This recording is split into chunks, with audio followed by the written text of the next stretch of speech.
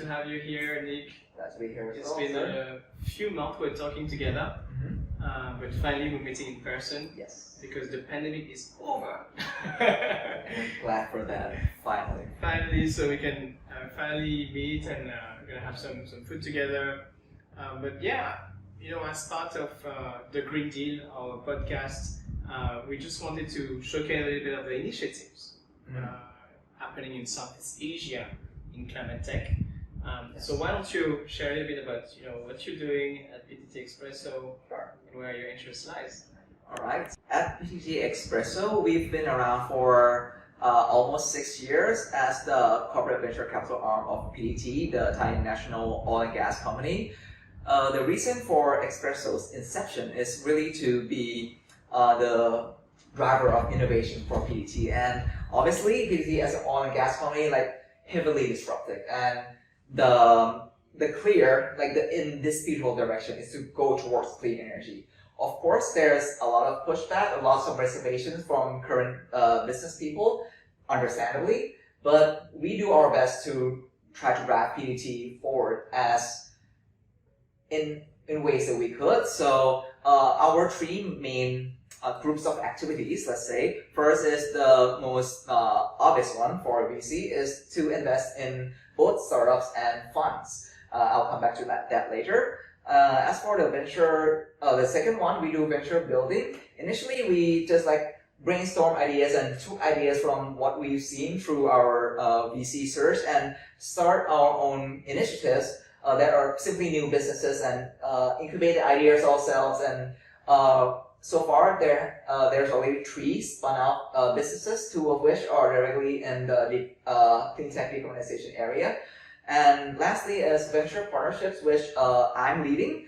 As the head of partnerships at Expresso, I kind of represent the face of Expresso in interacting with others in the ecosystems, including other corporations, startups, accelerators, governmental organizations, but also I interact with representatives from different business units within PTT and PTT Group.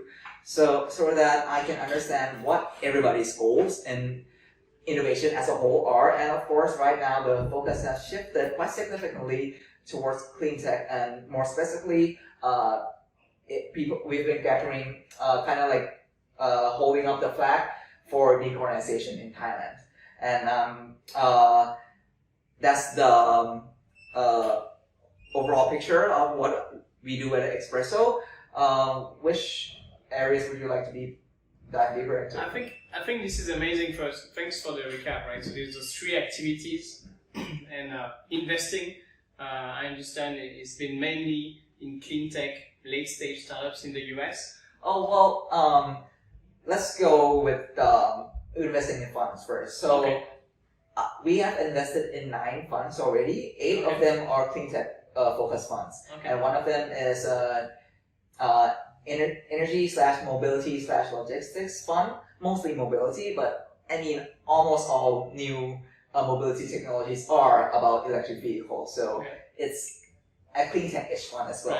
Almost all our investments are in there. Most of them are concerned with roughly Series A, Series B startups, but also we have some seed stage funds as well that we invested into. As for our direct investments, we have invested in 2 companies locally. One is a drone company, and the other one is a real estate AI company. And but most of our direct investments are abroad, both in the US, Europe, and no direct investments in Europe yet. Most of them are in the US, some in other Asian countries, and all of them could be considered under the clean tech space. An example of a recent investment we made is in Ample. They're a battery swapping company for 4-wheelers in the US, and they've recently expanded to Spain and Germany, I think, and also Japan. Right. That's the one I wanted to ask you guys about, because I've seen this one on the news, and I was very excited. They're super cool. Everybody invests in EVs. Even my dad talk about EVs now. It's too mature, but batteries. This is the thing that every EV is gonna need. Right, Right, and it's like so- super deep tech stuff. Exactly, Like super deep right, tech. so You gotta super- have the best technologies to really even survive in this market in the Yeah. medium term. Yeah. And on top of that, it's also a real question of sustainability for the batteries itself, Yeah. right? Because the longevity of batteries is 2-3 years, so you gotta replace your batteries, Yeah. and battery swapping is the solution. So I've seen you guys doing that, and I think it's great. And so you guys have these, fund investments and direct investments and venture building now as well. Mhm. What is the most exciting, maybe in your portfolio company? Do they have any exciting news for Thailand or for Southeast Asia specifically that you could share to us? Yeah, so I think the most relatable one would be our investment into Immortor.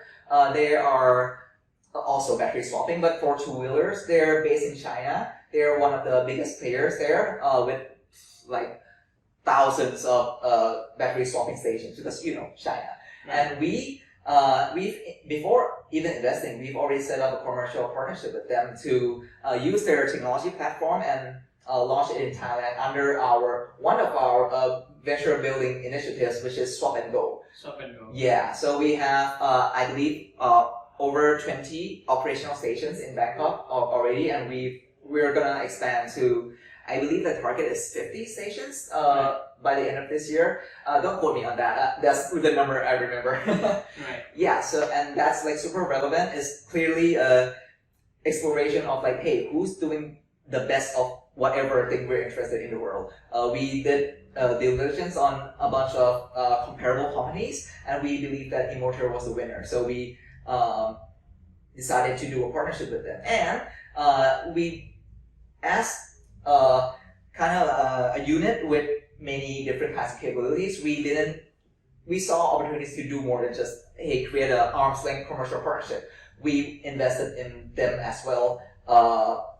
And with that investment, we gained some additional, let's say, preferential treatments in terms of getting their attention to be more focused in Thailand and support the business here so that we can fuel the expansion of battery swapping in Bangkok, in Thailand, as fast as we could. And of course, that's what everyone wants to do in this space, right? Scale as fast as we can, because it's not just that we need it, the world needs it. Yeah, absolutely. And specifically for two wheels, so many motorbikes in Thailand and Southeast Asia. So that's a massive market to take. Yes. And that will save a lot of carbon emissions as well. Talking about carbon emissions, what do you guys see about this? I mean, it's too hard to offset PTT.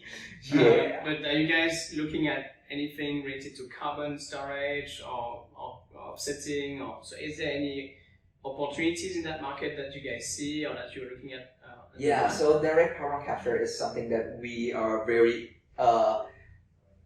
many units in PTT, like PTT group as well. There's like kind of like a pretty large working committee composed of members from the entire PTT group. So this is like nothing Espresso specific, more of a PTT thing. It's called like GNet, the Group Net Zero Initiative, something of that sort.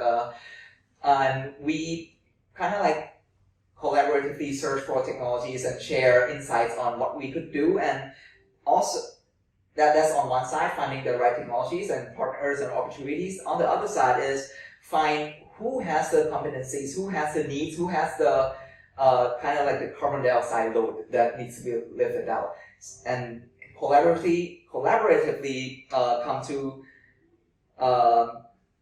decisions that would lead to, hey, what should we do to decarbonize? Like for example, PTT EP, our exploration and production flagship, they are definitely focused on carbon capture and storage.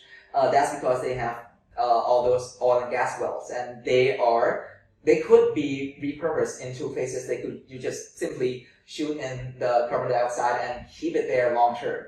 We've dug out the oil and gas and already led to carbon emissions. We have the opportunity to reverse that, and we're super interested in doing so. And on another example, our gas separation plants, similar to refineries but for natural gas, we definitely produce a lot of carbon dioxide byproducts inevitably in the present, but we are looking for ways to, on the alternative technology, the carbon capture and utilization side. It's not that difficult to capture carbon dioxide, but the difficulty is making it stay captured and not release it back into the air. The best way to do that is not just to like make it into like a block of carbon and just put it somewhere. That's like not the most efficient, of course. That's the issue of storage. But a more promising, but definitely more difficult way is to turn it into something useful. One possibility that's highly sought after, and there are a lot of startups that we have talked to in this area, is infusing that carbon dioxide right into concrete. Concrete itself is already a really carbon emitting business, and if they can significantly reduce the amount of cement that is produced, and they have the double opportunity of shoving CO2 in there, keeping it in the ground long term. This is kind of like a doubly good thing for the environment, and we are trying to make it as economically viable as fast as we can. Super interesting. Yeah. Yeah, it's a sector which in which we are very interested as well. So let's talk more about that, but that's for another video. Thank you so much, Nick, for coming by and sharing us about what you guys are doing. I think this is great and very important for our nation, but also for Southeast Asia as a whole. Looking forward to do more stuff together.